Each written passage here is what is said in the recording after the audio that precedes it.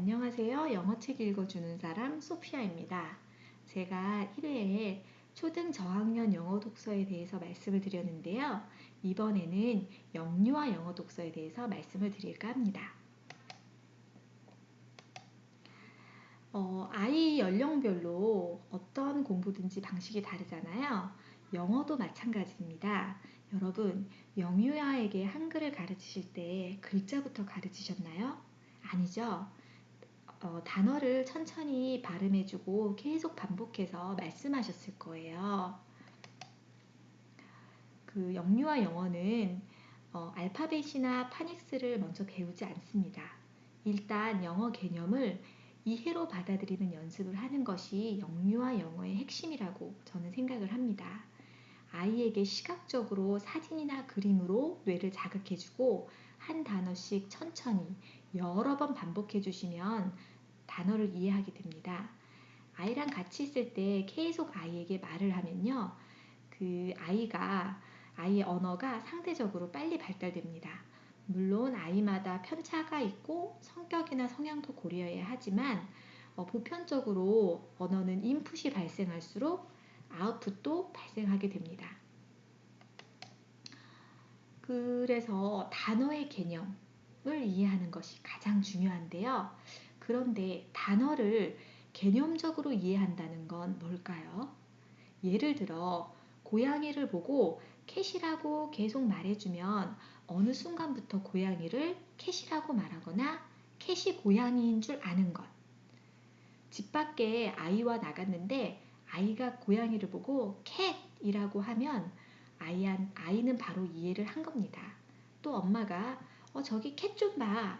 Look at the cat 이라고 말했을 때 아이가 고양이를 보면 이해가 된 거라고 생각하셔도 돼요.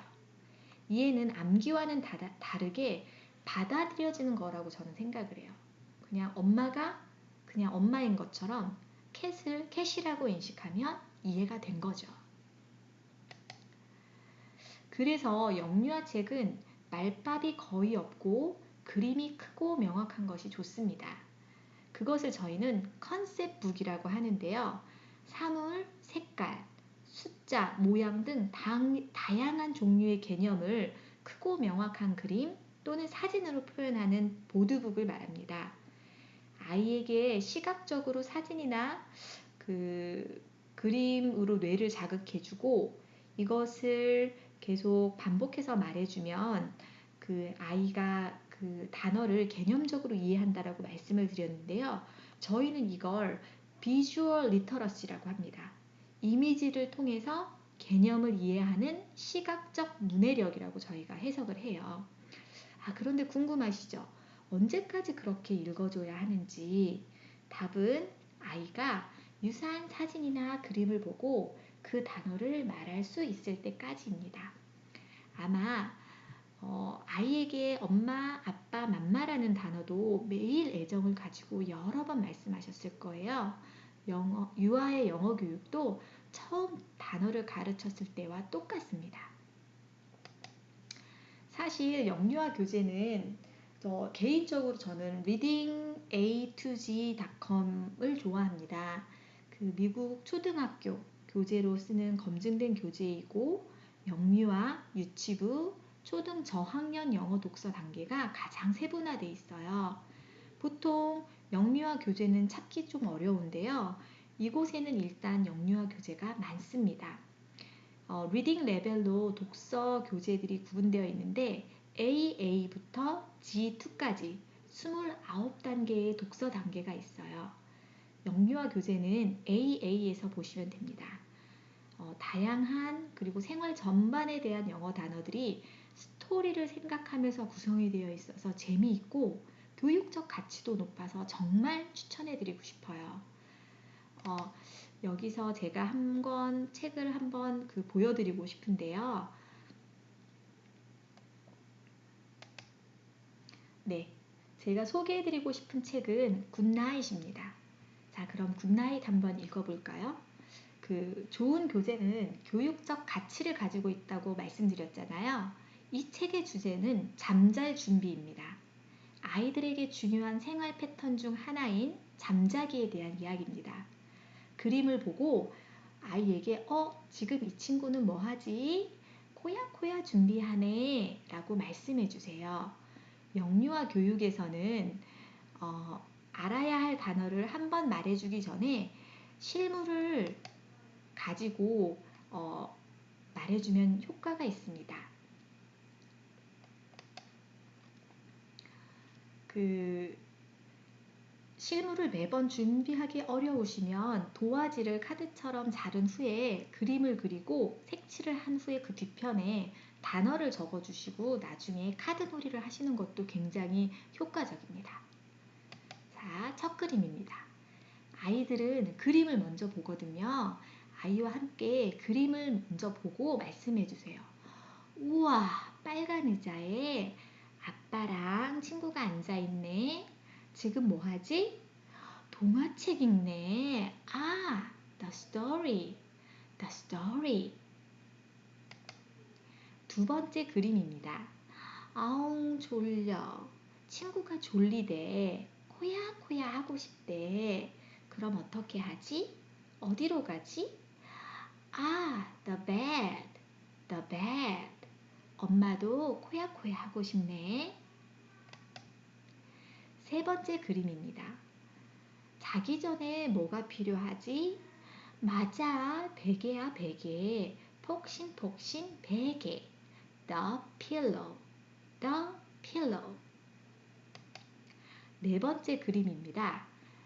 친구는 곰인형을 꼭 안고 자야 한대. 아, 곰인형 귀엽다. 곰인형, the bear, the bear. 다섯 번째 그림입니다. 그런데 밤에 자면서 추우면 어떡해? 아, 이불이 필요하구나. The blanket, the blanket. 아, 따뜻해. 여섯 번째 그림입니다. 자기 전에 아빠에게 인사하기. 안녕히 주무세요.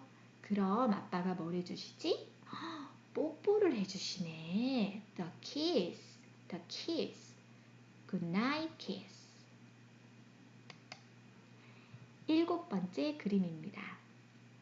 자기 전에 달님에게도 인사를 할까? 달님 잘 자요. The moon, the moon. Good night moon. 마지막 그림입니다. 아이가 코코한다.